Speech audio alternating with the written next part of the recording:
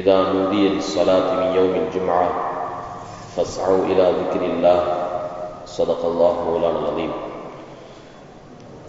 وقال نبينا محمد صلى الله عليه وسلم: ما من مسلم يموت يوم الجمعة أو ليلة الجمعة إلا وقاه الله فتنة القبر أو كما قال عليه الصلاة والسلام. கண்ணியமான அல்லாஹ்வின் நல்லடியார்களே, பெரியோர்களே, சகோதரர்களே, அல்லாஹ் நம் அனைவருக்கும் தீனுடைய மேலான விளக்கத்தை தந்தருள்வானாக. தீனின் பிரகாரம் நம்முடைய வாழ்வின் கடைசி தருணம் வரை நிலைத்து நின்று அமல் செய்யக்கூடிய பாக்கியத்தை நசீபாக்குவானாக. அன்பான சகோதரர்களே, அல்லாஹ் நம்முடைய வாழ்க்கையில் மேம்படுவதற்கு, நாம் வாழ்க்கையில் ஈடேற்றத்தை பெறுவதற்கு ஏராளமான வழிவகைகளை, வாய்ப்புகளை ஏற்படுத்தி தந்து கொண்டே இருக்கின்றான். நாளைக்கு அல்லாஹுக்கு முன்னால் சென்று எனக்கு வாய்ப்பே கிடைக்கவில்லை, சந்தர்ப்பமே கிடைக்கவில்லை என்று நான் சொல்ல இயலாது. அந்த அளவிற்கு அல்லாஹ் ஏராளமான வாய்ப்புகளை நமக்கு ஏற்படுத்தி தந்து கொண்டே இருக்கின்றான். அந்த வாய்ப்புகளில் ஒன்றுதான் சிறந்த நாள், ஜும்மாவுடைய நாள்.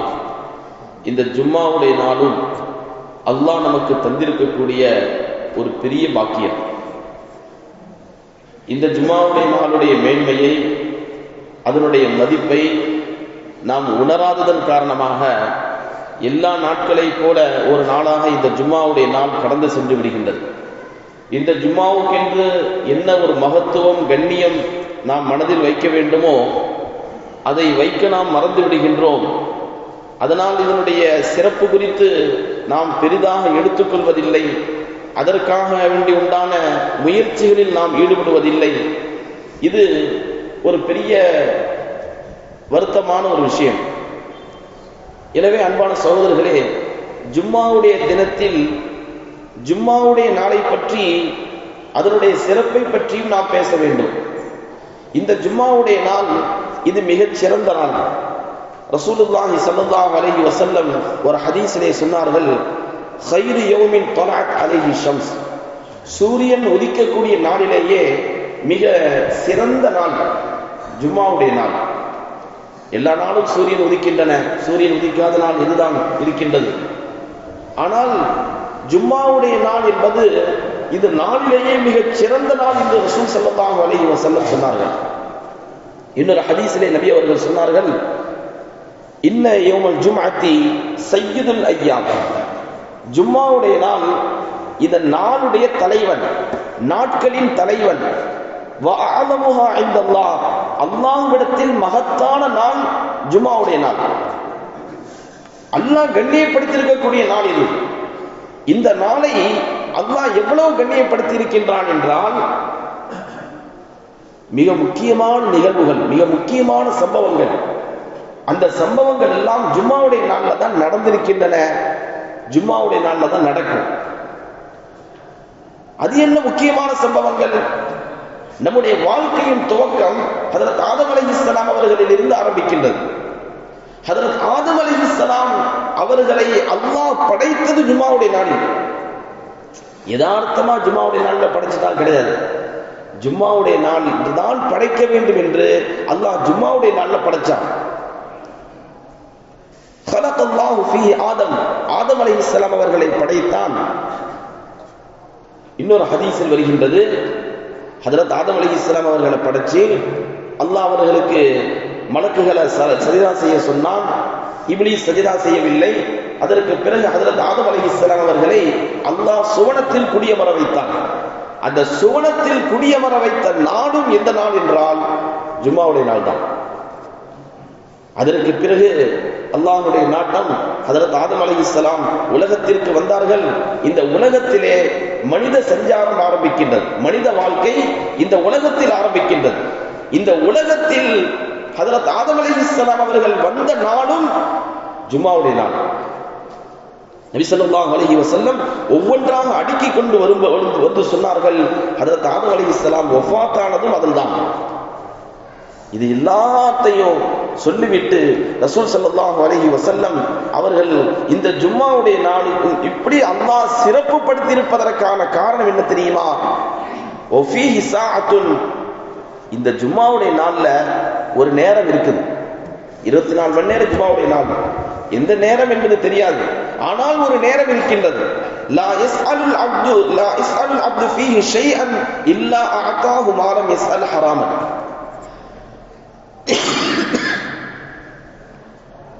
இந்த ஜும்மாவுடைய நாளில் ஒரு நேரம் இருக்கின்றது.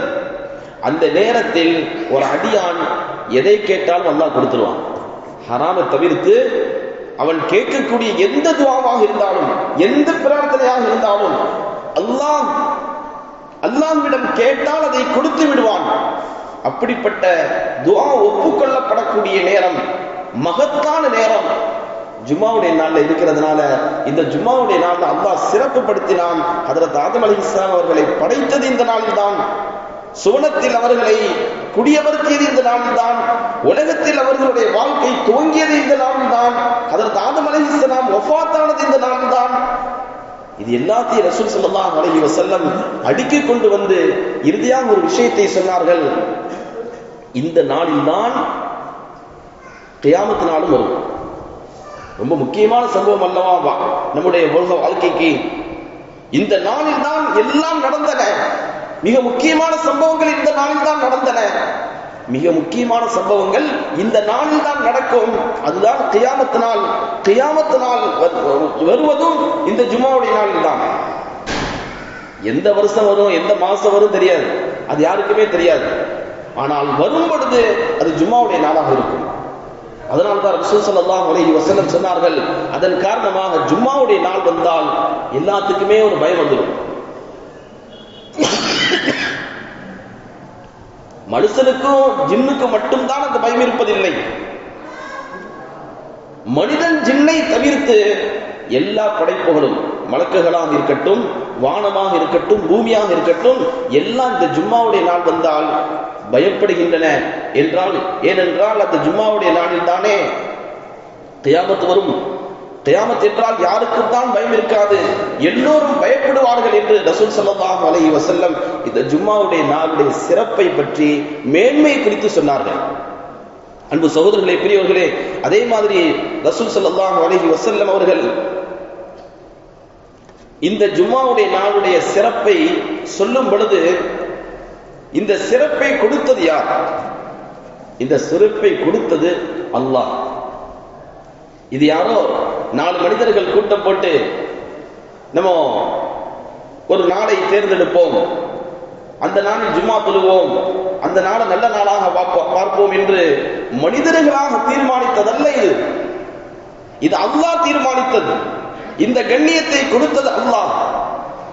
அல்லாஹ் எதை கண்ணியப்படுத்தினானோ அதை நம்மளும் கண்ணியப்படுத்தணும். அல்லாஹ் கண்ணியப்படுத்திய ஒன்றை நாம் கண்ணியப்படுத்தினால் அல்லாஹ் நம்மளையும் கண்ணியமா வைப்பான். அல்லாஹ் குர்ஆனை கண்ணியப்படுத்தியிருக்கிறான், நம்ம குர்ஆனை கண்ணியப்படுத்தினால் நம்மை அல்லாஹ் கண்ணியப்படுத்துவான். அல்லாஹ் நபியை கண்ணியப்படுத்தி இருக்கின்றான், நாமும் நபியை கண்ணியப்படுத்தினால் நம்மை அல்லாஹ் கண்ணியப்படுத்துவான். அல்லாஹ் எதை கண்ணியப்படுத்தி இருக்கின்றானோ அந்த கண்ணியத்தை நாம காப்பாற்றணும், நாமளும் பாதுகாக்க வேண்டும், நாமும் அந்த கண்ணியத்தை கொடுக்கணும். ஜும்மாவுடைய நாளை அல்லாஹ் கண்ணியப்படுத்தி இருக்கிறான், நாமளும் காப்பாற்றணும். நாமும் அந்த ஜும்மாவுடைய நாளை சிறப்பான நாளாக நம்ப வேண்டும், அந்த ஜும்மாவுடைய நாளை கண்ணியப்படுத்த வேண்டும், அந்த ஜும்மாவுடைய நாளை மதிக்க வேண்டும். எப்படி மதிப்பது? ரசூல் ஸல்லல்லாஹு அலைஹி வஸல்லம் அந்த ஜும்மாவுடைய நாளை மதிப்பதற்கான முறைகளையும் சொல்லி தந்தார்கள். கண்ணியப்படுத்துறது அப்படின்னு சொன்னா நாம் நமக்கு விருப்பத்திற்கு தகுந்தாற் போல கண்ணியப்படுத்துவதல்ல. நல்ல உயர்ந்த உணவு வகைகள் தயார் செய்வது இப்படி அல்ல. அந்த கண்ணியத்தைப்படுத்துவதற்கான முறைகளை ரசூல் ஸல்லல்லாஹு அலைஹி வஸல்லம் சொல்லி தந்தார்கள். அதிலே ஒரு ஹதீஸிலே வருகின்றது, இந்த ஜும்மாவுடைய நாளில் நீங்கள் என் மீது அதிகமாக ஸலவாத் ஓதுங்கள். ஜும்மாவுடைய நாளை நம்ம கண்ணியப்படுத்தும் விதமாக எல்லா நாளும் ஸலவாத் ஓத வேண்டும். குறிப்பாக ஜும்மாவுடைய நாள் என்று அதிகமாக ரசூல் ஸல்லல்லாஹு அலைஹி வஸல்லம் அவர்கள் மீது ஸலவாத் ஓதுவதன் மூலமாக நபி அவர்களுக்கு அந்த ஸலவாத் எடுத்து காட்டப்படுகின்றது. அதுபோல இந்த ஜும்மாவுடைய நாளை கண்ணியப்படுத்துவதன் ஒரு வகை என்னவென்றால், நபி அவர்கள் சொன்னார்கள், இந்த ஜும்மாவுடைய நாள்ல சீக்கிரம் வாருங்கள். தொழுகைக்கு சீக்கிரம் வருவது இந்த ஜும்மாவுடைய நாளை கண்ணியப்படுத்துவதில் ஒன்று. அதற்கு முன்பதாக குளித்து விட்டு வருவது, எல்லா நாளும் நாம் குளிக்கலாம், ஆனால் ஜும்மாவுடைய நாள் என்று குளிக்கும் பொழுது அல்லாஹ்விற்காக வேண்டி இந்த ஜும்மாவுடைய நாளை கண்ணியப்படுத்துகின்றேன் என்ற எண்ணத்தோடு ஒருவர் குளிக்க வேண்டும். அது கண்ணியத்தை கட்டுப்பட்டது. ஒரு ஹதீஸிலே தெளிவாக வருகின்றது, லா யக்தஸில் ரஜுலுன் யௌமல் ஜும்ஆ, ஜும்மாவுடைய நாள்ல ஒருத்தர் குளித்து வயத்தஹர மஸ்தத்ஆ மின் துஹ்ரின், அவரால் முடிந்த அளவிற்கு எவ்வளவு முடியுமோ அந்த அளவிற்கு தன்னை தூய்மைப்படுத்திக் கொண்டு வயத்தஹிலமின் தஹ்னிஹி அவ் யவஸ்ஸமின் தூய்மின், நல்ல அத்தர் பூசிக்கொண்டு லம் யக்ருஜு இல்ல ஃபலா யுஃபர்ரிகு பைன இஸ்னைன், அவர் வருகின்றார், ஜும்மாவுடைய தொழுகைக்காக வேண்டி வருகின்றார். வந்தவர் சேர்ந்து இருக்கக்கூடிய 2 பேரை பிரிக்கல. தனக்கு முன்பதாகவே ஒருவர் ஜும்மாவுக்கு வந்து முன்சஃபிலே அமர்ந்திருக்கின்றார். முன்சஃபில் அமர்ந்திருக்கக்கூடிய அவரை பிரிக்காமல், அவருடைய பிடரியை தாண்டி செல்லாமல், இடித்துக் கொண்டு செல்லாமல் முன் வரிசையை அடைந்து கொள்ள வேண்டும் என்ற எண்ணத்தில் சீக்கிரம் வருகின்றார். அவரால் யாருக்கும் எந்த இடைஞ்சலும் ஏற்படவில்லை. பிறகு சும்மா யுஸல்லி மா குதிப லஹு, அல்லாஹ்விற்கு கடமையாக்கிய அந்த தொழுகை, ஃபர்லான தொழுகையை தொழுகின்றார். ஜும்மாவுக்கு தொழுது குளிக்கின்றார், நடந்து வருகின்றார், நறுமணத்தை பூசி வருகின்றார், யாருக்கும் இடைஞ்சல் தராமல் தொழுகையை நிறைவேற்றுகின்றார். சும்மா யன்சிது இதா தகல்லமல் இமாம், இமாம் பேசும் பொழுது அவர் மௌனம் காக்கின்றார், பேசிக் கொண்டிருக்கவில்லை, அரட்டை எடுத்துக் கொண்டிருக்கவில்லை, மௌனமாக இருந்து பேசக்கூடிய அந்த பேச்சை கேட்கின்றார் என்றால் இல்லா குஃபிர லஹு மா பைனஹு வ பைனல் ஜும்ஆத்தில் உஸ்ரா, இதுதான் ஜும்மாவுக்கு வருவதனுடைய முறை, ஜும்மாவை கண்ணியப்படுத்துவதனுடைய முறை இது. இப்படி ஒருவர் நடந்து கொண்டால் இந்த ஜும்மாவிற்கும் அடுத்த ஜும்மாவுக்கும் இடையில் நடக்கக்கூடிய பாவங்களுக்கெல்லாம் பரிகாரமாக ஆகிவிடும் அவருடைய இந்த நடத்தை. அவர் ஜும்மாவை மதித்தார் அல்லவா, ஜும்மாவை இப்படி கண்ணியப்படுத்தினார் அல்லவா, இதற்கு அல்லாஹ் கொடுக்கக்கூடிய கூலி அல்லாஹ் தஆலா ஒரு வாரத்திற்கான பாவம், அந்த பாவத்திற்கான பரிகாரமாக அல்லாஹ் ஆக்கி விடுவான். உலமாக்கள் விளக்கம் தருவார்கள், இந்த வாரத்தில் இந்த மாதிரி கண்ணியப்படுத்தக்கூடியவர் அவருடைய நாட்களில் பாவம் நிகழாது. அப்படியே பாவம் நடந்துவிட்டாலும் அல்லாஹ் மன்னிப்பை பெறுவதற்கான வழிவகைகளை ஏற்படுத்தி தருவான். பாவங்களை விட்டான பாதுகாப்பு அவருக்கு கிடைக்கும் என்று ரசூலுல்லாஹி ஸல்லல்லாஹு அலைஹி வஸல்லம் சொன்னார்கள். அன்பு சகோதரர்களே, பெரியவர்களே, இப்படி ஜும்மாவை கண்ணியப்படுத்தும்படி சொல்லப்பட்டிருக்கின்றது. அந்த கண்ணியத்தை நாம் செய்தால் நம்மையும் அல்லாஹ் தஆலா கண்ணியப்படுத்துவான். இன்னைக்கு அல்ஹம்துலில்லாஹ் பாரம்பரியமான நம்முடைய ஊர் ஜும்மா என்று சொன்னாலே அதற்கு ஒரு தனி மதிப்பு மரியாதை நம்முடைய உள்ளத்தில் இருந்து வருகின்றது. அது காப்பாற்றப்பட வேண்டும். அதன் காரணமாகத்தான் எல்லா நாளையும் போல அல்ல ஜும்மாவுடைய நாள். ஜும்மாவுடைய நாள்ல அல்ஹம்துலில்லாஹ் சிறந்த ஆடைகள் உடுத்தக்கூடிய பழக்கம் நம்மிடத்தில் இருக்கின்றது. நம்முடைய கல்வி ஸ்தாபனங்களை பாருங்கள், மற்ற இடங்களில் எல்லாம் சனி ஞாயிறு விடுமுறை, ஆனால் நம்முடைய பகுதியில் வெள்ளிக்கிழமை விடுமுறை கல்வி ஸ்தாபனங்கள். காரணம், அன்றைய நாளிலும் பள்ளிக்கூடம் வைத்துவிட்டால் எல்லா நாளையும் போல ஒரு நாளாக கருதக்கூடிய பார்க்கக்கூடிய நிலை ஏற்படும் என்பதற்காக ஜும்மாவுடைய நாள் என்று விடுமுறை அளிக்கப்படுகின்றது. ஏனென்றால் அது வணக்கத்திற்கான நாள். பல நேரங்களில் கடைகளிலும் கூட ஞாயிற்றுக்கிழமை விடுமுறை இல்லை, வெள்ளிக்கிழமை விடுமுறை. இப்படி வெள்ளிக்கிழமையை மதிக்கக்கூடிய, அதற்கான கண்ணியத்தை கொடுக்கக்கூடிய ஒரு பாரம்பரியமும் பழக்க வழக்கமும் நம்முடைய ஊரில் இருந்து வருகின்றது, அது காப்பாற்றப்பட வேண்டும். நாளடைவில் அது மங்கிவிட்டு விடக்கூடாது. ஜும்மா நாள் தானே, வெள்ளிக்கிழமை தானே என்பதை போல நடந்து கொள்ளக்கூடிய, வெள்ளிக்கிழமை தினத்தை சாதாரணமாக பார்க்கக்கூடிய ஒரு மனநிலை நம்மிலே வர விட்டுவிடக்கூடாது. பல நேரங்களில் ஏதோ காரணங்களின் காரணமாக இந்த ஜும்மாவிற்கு கொடுக்க வேண்டிய மரியாதையை கொடுக்கிறது இல்லை. ரசூல் ஸல்லல்லாஹு அலைஹி வஸல்லம் எப்படி மரியாதை கொடுக்க சொல்லியிருக்கிறாங்களோ அப்படி கொடுக்கிறது இல்லை. நபி அவர்கள் சொல்லியிருக்கக்கூடிய மரியாதைகளில் ஒன்று ஒரு சீக்கிரம் வரணும் என்று. ஜும்மாவிற்கு சீக்கிரம் வருவதற்கு யார் முதலில் வருகின்றாரோ அவருக்கு அதிக நன்மை, அடுத்தடுத்து வருபவருக்கு நன்மைகள் குறைந்து கொண்டே இருக்கும். எவ்வளவு சீக்கிரம் போவார் அவ்வளவு நன்மைகள் அதிகம். ஆனால் பல நேரங்களில் ஜும்மா என்பதையே மறந்து பயான் ஆரம்பிக்கும் போதுதான் இன்னைக்கு ஜும்மாவா என்று நினைவு பலருக்கு வரும். அதற்கு பிறகுதான் அவர் ஜும்மாவுக்கு வருவதற்கான தயாரிப்புகளை மேற்கொள்வார். இது கண்ணியப்படுத்தக்கூடிய முறை அல்ல. பல நேரங்களில் பல உலமாக்கள் சொல்லியிருக்கின்றார்கள், ஊருடைய நிலை மாறிக்கொண்டு வருகின்றது. ஜும்மா தினத்திலே பாங்கு சொல்லப்பட்டதற்கு பிறகும் கூட கடை வீதிகளில் வியாபாரங்கள் நடக்கின்றன, மக்கள் வாங்குகின்றார்கள், விற்கின்றார்கள். இப்படியெல்லாம் அந்த ஜும்மாவிற்கு எப்படி பாரம்பரியமாக நாம் கண்ணியம் கொடுத்து வந்தோமோ அந்த கண்ணியத்திற்கு மாறான நிலைகள் உருவாகி கொண்டு வருகின்றன. இதற்கு நாம் அனுமதிக்க கூடாது. ஜும்மாவிற்கு சீக்கிரமாக வருவது அதை கண்ணியப்படுத்துவதில் ஒன்று. வந்த நாம் இமாம் சொல்வதை காது கொடுத்து கேட்கக்கூடிய நிலையில் இருக்க வேண்டும். வந்ததற்கு பிறகு பேசிக் கொண்டிருப்பது அல்லது சில நேரங்களில் வந்த பிறகுதான் நமக்கு தூக்கம் வரும். ஆரம்பத்தில் இமாம் பேசும் பொழுது தூங்க ஆரம்பிப்போம். இமாம் பேச முடிச்ச பிறகுதான் அல்லது தொழுகை முடித்தது பிறகுதான் நமக்கு தூக்கமே போகும்.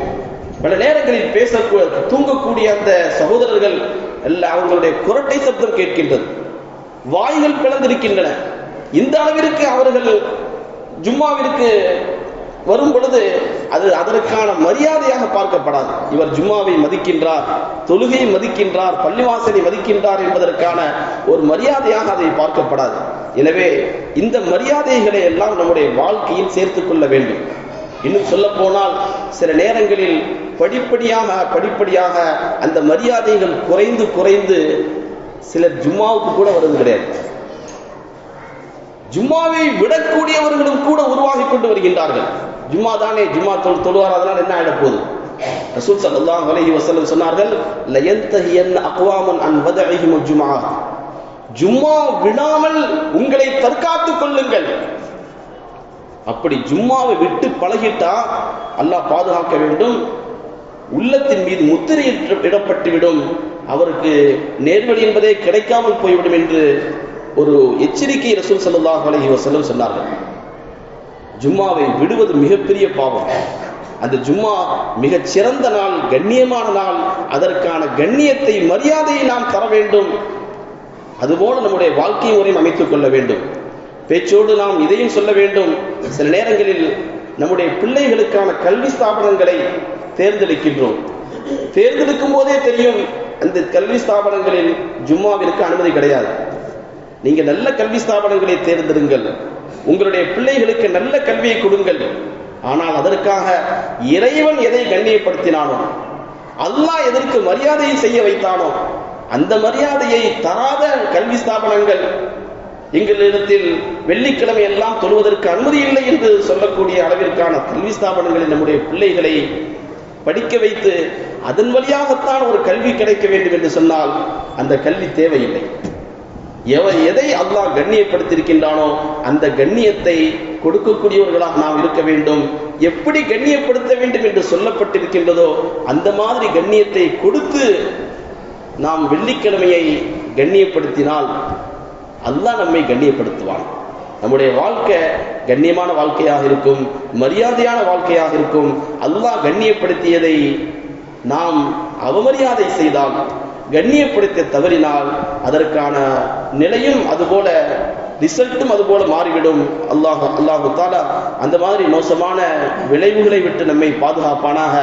இறைவன் கண்ணியப்படுத்திய ஒவ்வொரு விஷயத்தையும் கண்ணியப்படுத்தி வாழக்கூடிய பாக்கியத்தை நசீபாக்குவானாக என்ற நல்ல துஆக்களோடு நீண்ட நெடிய நாட்கள் நோய் நொடி இல்லாமல் சுகத்தோடு இன்பத்தோடு வாழ்ந்து அல்லாஹுவை நின்று வழிபட்டு வாழக்கூடிய உயர்ந்த பாக்கியத்தை அல்லாஹ் நம் எல்லோருக்கும் தந்திருவானாக என்ற நல்ல துவாக்களோடு உங்கள் எல்லோரின் துஆவை ஆதரவு வைத்து என் வார்த்தைகளை நிறைவு செய்கின்றேன்.